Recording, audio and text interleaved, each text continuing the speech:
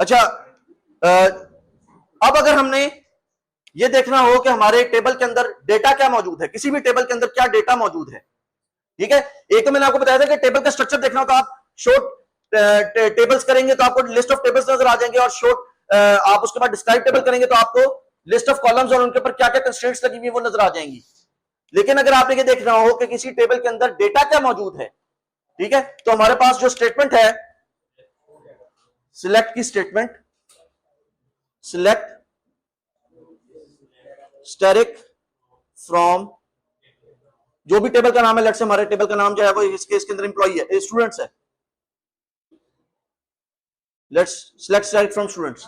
ये आपको तमाम रिकॉर्ड्स उस टेबल के, स्टूडेंट्स के टेबल के जितने रिकॉर्ड्स हैं वो सारे के सारे रिकॉर्ड शो कर देगा, और उन रिकॉर्ड्स की तमाम कॉलम्स की इंफॉर्मेशन आपको डिस्प्ले करेगा, ठीक है। तमाम रिकॉर्ड्स, तमाम रोज डिस्प्ले करेगा, और हर रो के लिए अगेंस्ट जितनी भी कॉलम टेबल में डिफाइंड है वो सारे कॉलम्स की वैल्यू आपको बताएगा, बेशक आपने उसकी वैल्यू दी थी या नहीं दी थी। Select static from table name. फिर आपके पास लेट्स से आप टेबल के अंदर से कोई रिकॉर्ड डिलीट करना चाहते हैं, लेट्स से स्टूडेंट आईडी 2 जो हमने रिकॉर्ड बनाया उसको आप डिलीट करना चाहते हैं, you would say delete from students. अगर आप यहां पे अपनी स्टेटमेंट को खत्म कर देंगे, सर इतना पोर्शन चला देंगे तो आपकी स्टूडेंट्स के अंदर जितना डेटा सारा का सारा डेटा डिलीट हो जाएगा। लेकिन अगर आप लिमिट करना चाहते हैं कि लेट्स से सिर्फ मेल रिकॉर्ड्स डिलीट हो जाएं, या सिर्फ फीमेल रिकॉर्ड्स डिलीट हो जाएं, या ऐसे रिकॉर्ड्स डिलीट हो जाएं जो लाहौर में रहते हैं, या ऐसे रिकॉर्ड्स डिलीट हो जाएं जिनका SID 2 है, ठीक है। सो आप यहां पे कंडीशन लगा देंगे उसके ऊपर, वेयर SID इक्वल टू 2, जो भी कंडीशन बताएंगे वो कंडीशन अप्लाई हो जाएगी, और सिर्फ वो वाले रिकॉर्ड्स आपके डिलीट होंगे। यही कंडीशन आप सिलेक्ट में भी लगा सकते हैं। अभी हम आगे जाएंगे, देखेंगे कि ये जो वेयर की क्लॉज है, जो कंडीशन है, इसके अंदर हमारे पास क्या क्या ऑप्शंस हैं, इनको किस तरह हम इनके साथ खेल सकते हैं, ठीक है। तीसरा केस ये हो सकता है, ये कुछ सवाल है? बाय डिफॉल्ट आपको प्राइमरी की ही कंडीशन लगाने की इजाजत देगा। अगर आपने कोई और किसी और कॉलम पे कंडीशन लगानी तो मैंने आपको वो सेव्ड अपडेट्स की वो बताई थी कि वो सेव्ड अपडेट्स को बंद कर लीजिएगा, फिर आपको जो मर्जी कंडीशन लगाए वो अलाउ कर देगा, ठीक है। बाय डिफॉल्ट आपको माइक्रोसॉफ्ट जो MySQL वर्कबेंच है वो सिर्फ प्राइमरी की के ऊपर कंडीशन लगाने देगा। Save updates on check box off कर देंगे आप प्रेफरेंसेस में से जाके, तो आपको जिसमें जो मर्जी कंडीशन लगा दे वो आपको कंडीशन अप्लाई कर देगा जी। अच्छा जी, तीसरा केस है कि हम किसी कॉलम का डेटा चेंज करना चाहते हैं। फॉर एग्जांपल हमारे पास यह लेट्स से जो अली है रोल नंबर 1, उस अली का हम फोन नंबर चेंज करना चाहते हैं, अली का फोन नंबर चेंज करना चाहते हैं, तो हम कहेंगे, क्या कहेंगे, हम कहेंगे जी update students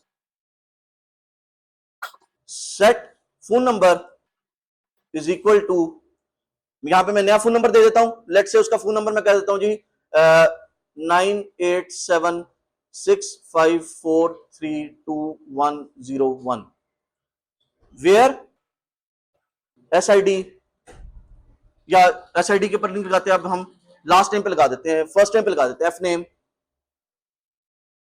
equal to Ali. जब ये स्टेटमेंट मैं रन करूंगा तो मेरी जो अली वाली रो है जिसका फर्स्ट नेम अली है, अगर मेरे पास 10 रिकॉर्ड्स हैं जहां पे फर्स्ट नेम अली है तो उन तमाम का फोन नंबर चेंज हो जाएगा। अगर मेरे पास एक ही रो है तो एक रो का चेंज हो जाएगा, अगर कोई रो नहीं है तो किसी रो का चेंज नहीं होगा, क्योंकि मैंने कंडीशन लगाई है कि जहां जहां फर्स्ट नेम की वैल्यू वाली है वहां पे अप्लाई कर दो, और ये आपको उस वक्त चलेगा जैसे कि आपने सेफ अपडेट्स को बंद किया हुआ होगा।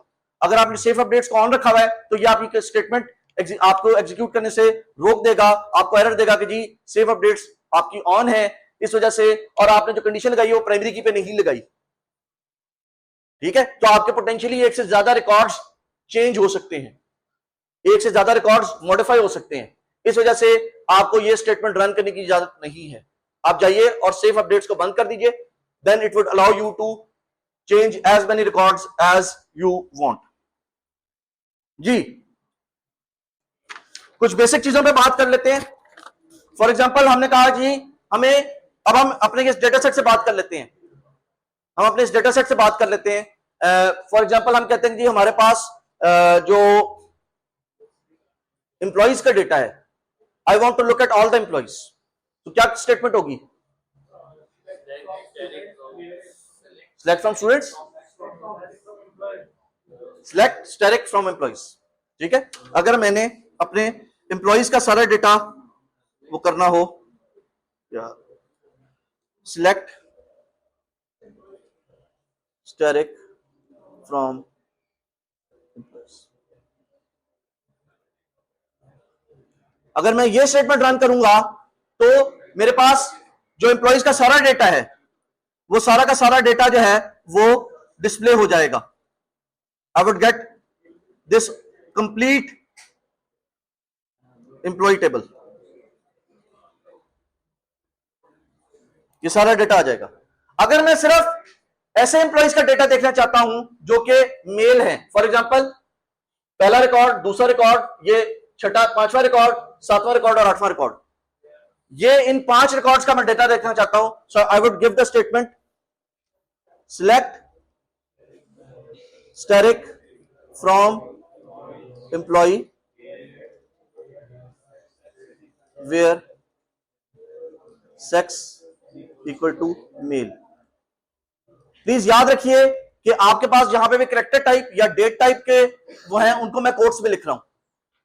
ठीक है, सिंगल कोट दे दें या डबल कोट दे दें, आपने उसको कोटेशन मार्क्स में लिखना है। जहां पे भी आपके पास नॉन न्यूमेरिक डेटा टाइप है, जहां पे भी आपके पास नॉन न्यूमेरिक डेटा टाइप है, उसको आप यहां पे रखेंगे। ठीक है, उसके बाद लेट से मैं कहता हूं जी मुझे डिपार्टमेंट नंबर 5 में काम करने वाले एम्प्लॉइज का डेटा चाहिए।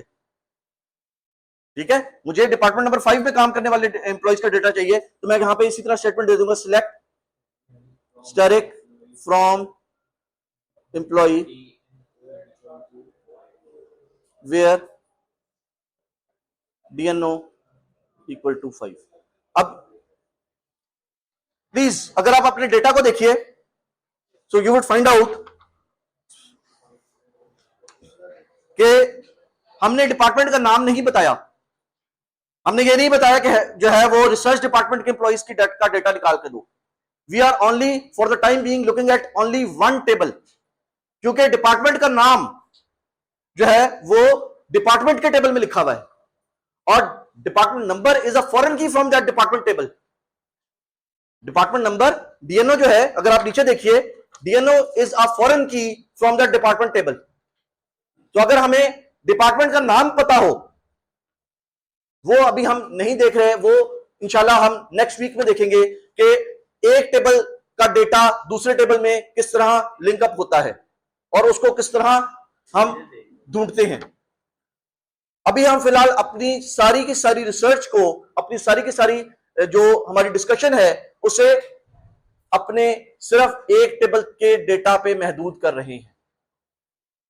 ठीक है, सो हमने कहा कि जी एक हमें ऐसे एम्प्लॉइज का डेटा ला के दो जो कि डिपार्टमेंट नंबर 5 में काम करते हैं। सिमिलरली अगर मैंने ये पूछना हो कि जी ये तो मैंने इक्वालिटीज की बात की, अगर मैंने कहना हो कि जी ऐसे एम्प्लॉइज का डेटा लाके दो जिनकी सैलरी 40,000 से ज्यादा है, जिनकी सैलरी 40,000 से ज्यादा है, इनइक्वालिटी की बात कर ली। So I would write select asterisk from employee where salary, column का नाम क्या है? Salary, salary is greater than, let's say greater than equal to 40,000। मेरे पास इनइक्वालिटीज कौन कौन सी मौजूद है? मेरे पास ग्रेटर देन है, ग्रेटर देन इक्वल टू है, लेस देन है, लेस देन इक्वल टू है। अगर मैंने कहना हो कि जी मुझे ऐसे एम्प्लॉइज का डेटा लाके दो जो कि लेट्स से डिपार्टमेंट नंबर 5 में काम नहीं करते, who do not work in department number 5, so मुझे नॉट इक्वल टू की कमांड वहां पे लगानी पड़ेगी। So select asterisk from employee where DNO। अब नॉट इक्वल के लिए मेरे पास दो ऑप्शंस हैं। एक ऑप्शन मेरे पास है नॉट इक्वल टू, और दूसरी ऑप्शन है मेरे पास लेस देन और ग्रेटर देन के साथ नॉट इक्वल टू। ये दोनों नॉट इक्वल हैं। आप इनमें से कोई भी यूज कर सकते हैं। आप explanation point and equal to लगा दें या greater less than greater than का सिंबल यूज कर लें। So department number is not equal to 5। आप चाहें तो इसके अगेंस्ट आप ये वैल्यू यूज करना चाहें तो आप कर सकते हैं। आप कह सकते हैं not equal to 5। Both would give you the same answer. जी के पास दो कंडीशन चला सकते हैं, first time equal to only और लास्ट टाइम। आपने बहुत अच्छा सवाल किया कि अगर हमें एक से ज्यादा कंडीशंस लगानी हो, फॉर एग्जांपल हम कहते हैं जी ऐसे फीमेल एम्प्लॉइज लाके दें जिनकी सैलरी 35,000 से ज्यादा है। अब हमारे पास दो कंडीशंस आ गई। ऐसे फीमेल एम्प्लॉइज लाके दें जिनकी सैलरी 35,000 से ज्यादा है। सो आप यहां पे कह सकते हैं select asterisk from employee where sex equal to female. So यह आपको क्या निकाल के देगा, जहां पे सैलरी जहां पे जेंडर की वैल्यू फीमेल है, और दूसरी कंडीशन अभी क्या है, सैलरी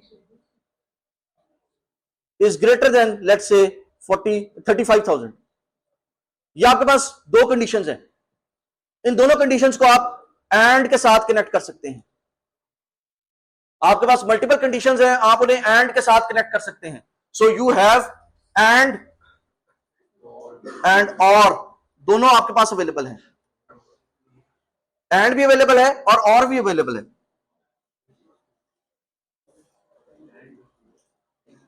फॉर एग्जांपल मैं आपसे कहता हूं कि जी find out all the female employees who earn more than 30,000 और male employees of department number 5।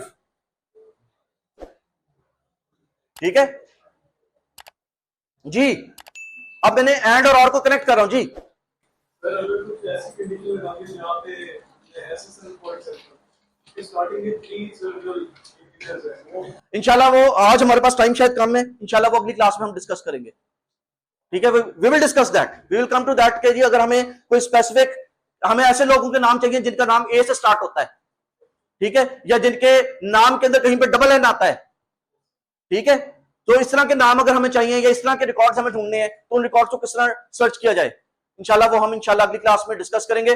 बस जाते जाते ये लास्ट सवाल देख लीजिए कि अगर हमें ऐसे फीमेल एम्प्लॉय, ऐसे रिकॉर्ड चाहिए जहां पे या तो यहां तो फीमेल एम्प्लॉय हो या male employee with salary greater than 35,000 हो। ठीक है, so select asterisk from employee. ये देखिए मैंने सिलेक्ट एक ही मरता लिखा है, PLOYW, employee where sex equal to female. ये हमें तमाम ऐसे रिकॉर्ड्स दे देगा जो कि फीमेल एम्प्लॉइज के हैं, और sex equal to male and salary greater than 35,000।